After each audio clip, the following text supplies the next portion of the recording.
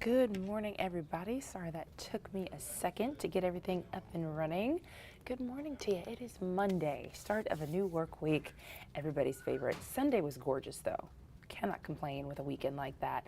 Thank you so much for being here. This is the First Alert Desk. I want to make sure you are caught up on the stories making headlines right now. I have my Facebook pulled up on Atlanta News First and on my personal Facebook page. If you're seeing, you're watching, you want to say hello, you want to say a comment, feel free to shout me out. Nestle Louch, you're here with us this morning. Good morning to you. Thanks so much for joining us. Michael Baxter, as always, good morning to you as well. Let's jump in with our first story. The first one is a bit strange. It's a missing man. Okay, desperate search right now. We'll pull up his picture for you. So this is Nathan Millard. He is from Georgia, but he went missing Thursday night in Baton Rouge, Louisiana. So he reportedly flew out of Hartselle-Jackson on Wednesday for a work-related trip. According to the police department there, he has not been seen since the following night. So he's 42 years old. He's from Walton County.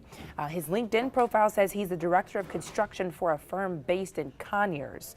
So Baton Rouge police say he was last seen in their downtown area about 11:30 p.m. Thursday night, and at the time he was wearing a green ball cap, a black shirt, blue jeans, and nobody has seen him since. His family says since then his phone was found 4 blocks away from the hotel he was staying in, and his debit card has been used, but family has not spoken with him. So they're asking anybody who has seen him or may know where he is to call Crime Stoppers.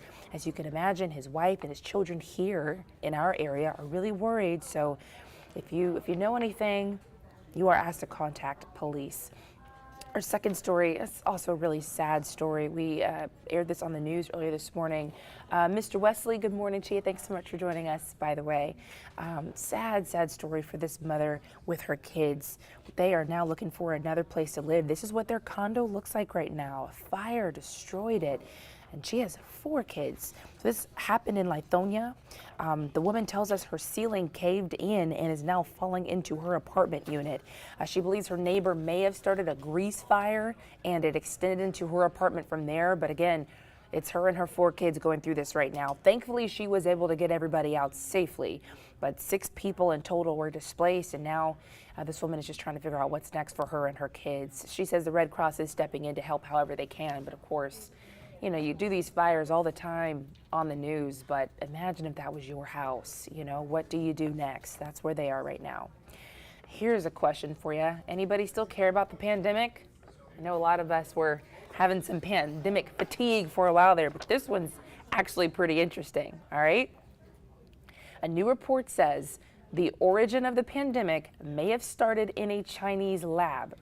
Okay, there was a lot of different theories about where it started, where it went from there, all that. But the Department of Energy says the COVID-19 pandemic did most likely start from a laboratory leak in China. So the intelligence community has repeatedly said China has not been cooperating, which has made this investigation really hard. But President Joe Biden said he's committed to getting to the bottom of where and how the pandemic started. I remember, I think, what was it? A food market was kind of thrown in the mix of where it could have potentially started. Everybody was upset about it when we were all on lockdown. But again, very interesting, potentially a laboratory leak. We will be sure to stay on top of that for developments for you. In the meantime, my gosh, Turkey cannot get a break. There was another earthquake there today, this morning. When we saw the report come in during the morning show, we said, today? Again, yeah, there was one a couple Mondays ago too. Now, as a reminder, this is what it looks like there. Turkey today got a magnitude 5.6 earthquake. This is 3 weeks after the catastrophic earthquake caused all this that you're seeing.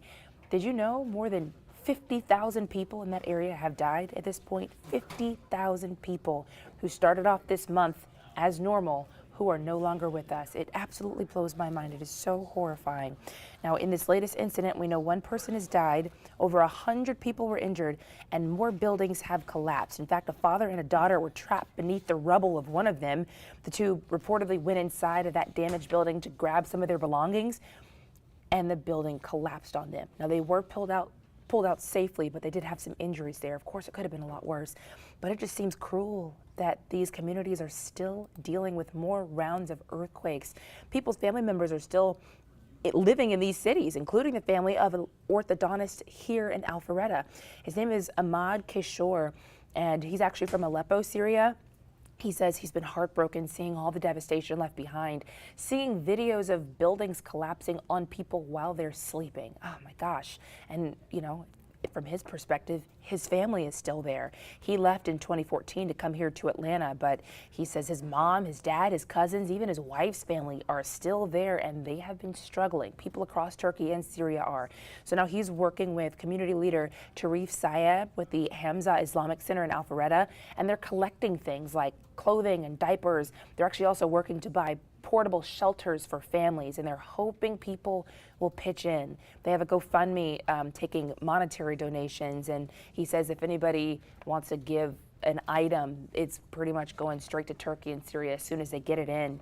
But there have been almost 10,000 aftershocks since that first earthquake on February 6th, which you just imagine being there and just again, you know, you think it's over and then again. So sad out there. So that's a way to help if you've been looking for a way to. All right, as always, we're going to end this thing on a weird one. Are you ready? If you are in a long distance relationship, maybe you know somebody who is, and you haven't been able to kiss your loved one, now you can. Okay, there's a new device. It's a little creepy. This is what it looks like.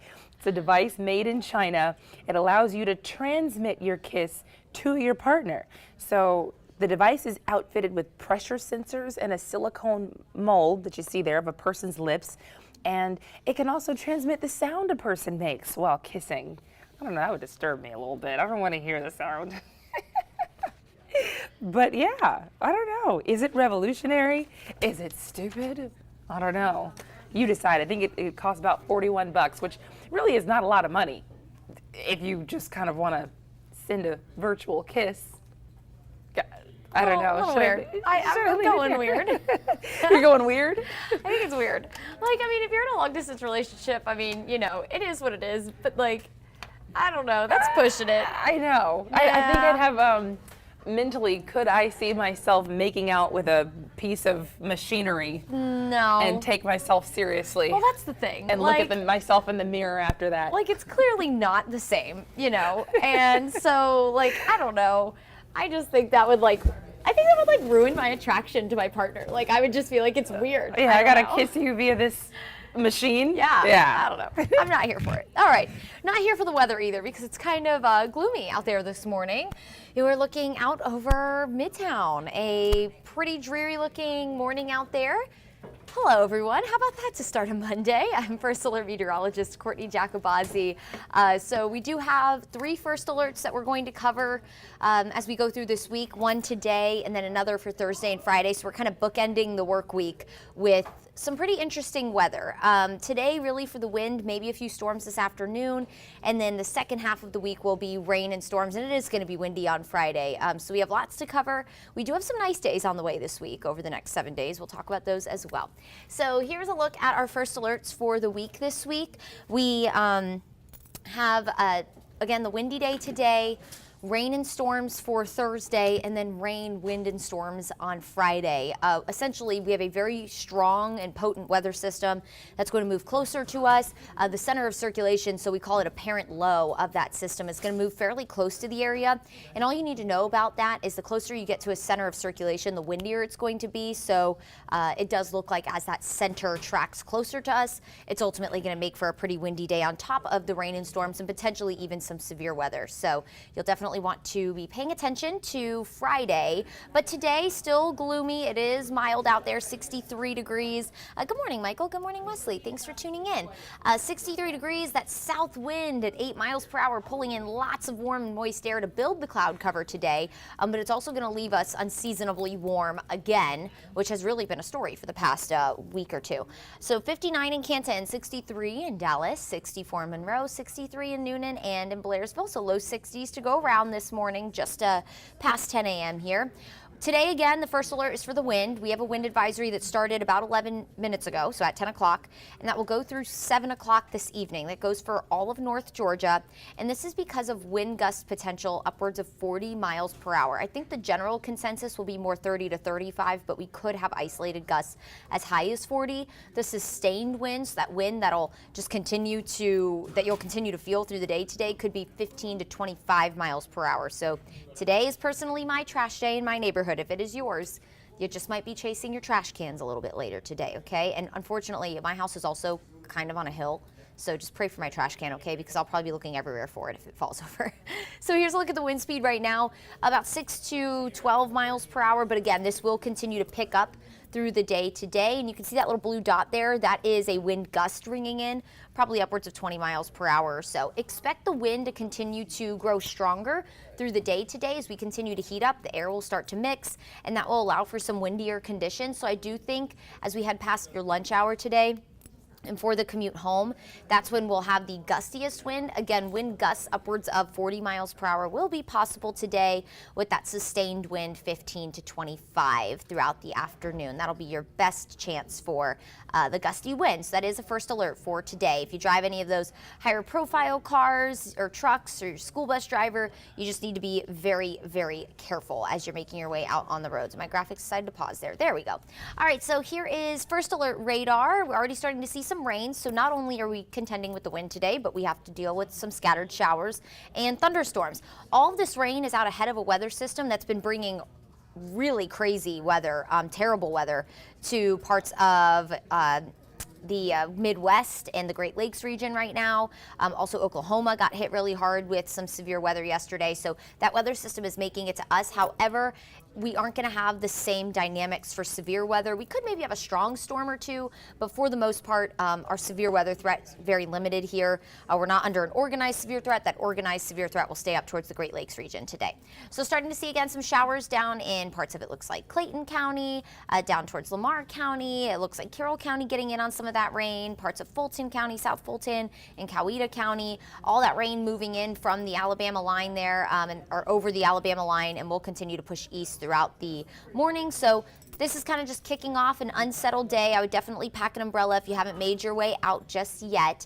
As we go through the afternoon, scattered showers. We're keeping about a 50% coverage today.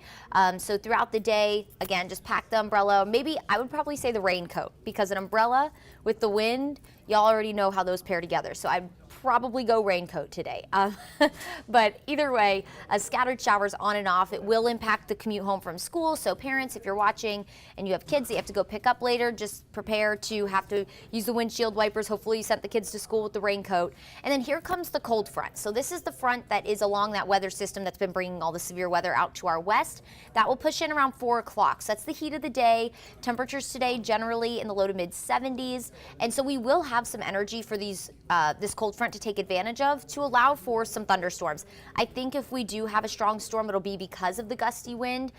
So just something to be mindful of, especially as you're driving home from work today. That front sinks to the south as we head towards 9 o'clock. So after sunset, things will start to calm down, and we actually will see a lot of sunshine tomorrow. So beyond that front, tomorrow's going to be great, and I'll show you the 7-day in just a second and kind of give you a better picture of what's going to happen tomorrow. But the most important thing is our busy weather week. Severe storms. Good morning, Mizell. Is that how you say your name? That's a cool name. Good morning. So Friday, the Storm Prediction Center is already highlighting North Georgia and really most of the state under a severe threat. So usually the Storm Prediction Center will issue risks that you'll see in the green and the yellow colors, sometimes the orange, 3 days out. And they'll give you an idea of, okay, we're thinking severe storms. 2 days out, they can give you the individual threats like tornado, wind, hail.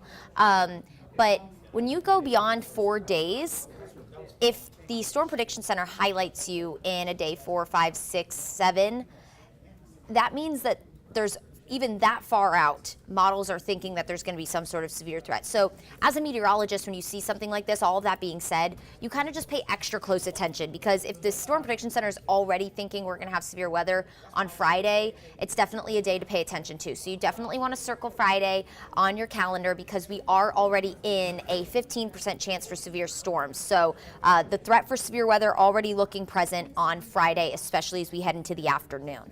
So again, if that's a first alert, you definitely want to circle that day on your calendar and pay very close attention to the forecast for Friday as we go through the week, because the closer we get to that day, the more high resolution models that start to hold on to what's going to happen that day, the better idea we're going to have with timing, threats, all that good stuff. So Thursday is also a first alert. The warm front with this system is going to move north, and that's going to provide us with showers throughout the morning, and just on and off rain will be possible through the day. Here comes that weather system, that parent low. Remember, I talked about that in the beginning. The closer you get to a center of circulation, one, it's going to be windier, but you also add a little bit of a wind shear factor when you get closer to the center of circulation, because wind is going to be changing in heights, and when it comes to wind speed and direction with height. So we'll have really, really fast wind in the upper levels of the atmosphere coming in one direction. At the surface, it'll be coming in a completely different direction. And then when you add that low there, that just shakes it up even more, if that made sense. So essentially, the closer you get to a center of circulation like that, just the greater chance you have for gusty wind, and then that potential for some severe weather as well. So as we head into Friday afternoon, that low tracks right through Tennessee. So we are in the bullseye for the ingredients for severe storms. You have the warm front lift north, that's going to destabilize our atmosphere. Then you have that cold front that's going to take advantage of all that energy. So gusty wind, widespread rain, severe storms possible Friday afternoon, something we will be watching very carefully for you. That moves out by the evening, and then very cold air spills in. So I hope you've enjoyed the spring-like air the past couple of weeks here, because we're going to go back in the 30s Saturday and Sunday morning, which is near average. Our average is around 41 for a morning low, and our average high is around 61. So we'll go just about that through the weekend. So today, a first alert for the wind. We have that wind advisory until 7 p.m. Going to be very blustery today. We also have the chance for scattered showers, maybe a few thunderstorms, could maybe have a strong storm this evening. Tuesday looks fantastic. We'll wake up in the 50s, nice and cool, crisp air, and then we'll warm into the mid to upper 70s tomorrow with nothing but sunshine. Wednesday, the first half of the day is dry, and then we'll introduce a rain chance in the evening.